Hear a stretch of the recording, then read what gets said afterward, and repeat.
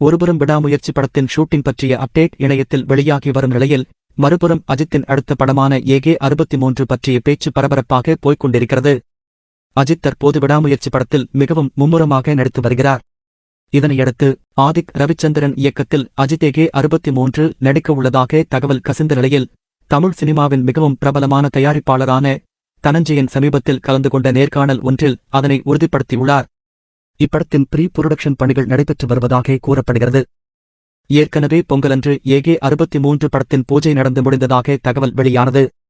இந்நிலையில், கடந்த 2000 ஆண்டு வெளிவந்த கண்டுகொண்டேன் படத்திற்கு பிறகு சுமார் 24 வருட இடைவெளிக்குப் பின் அஜித் இப்படத்தில் மீண்டும் இணைந்து நடிக்க உள்ளனர். மைத்ரி மூவி மேக்கர் இப்படத்தை தயாரிக்க உள்ளது. தேவி ஸ்ரீ பிரசாத் இப்படத்திற்கு இசையமைக்க உள்ளார்.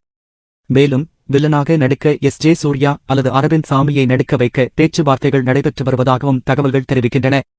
ஏப்ரல் மாதம் இப்படத்தின் படப்பிடிப்பு துவங்கும் என்றும் கூறப்படுகிறது. இந்த தகவல்கள் இணையத்தில் மிகவும் வைரலாக பகிரப்பட்டு வருகிறது.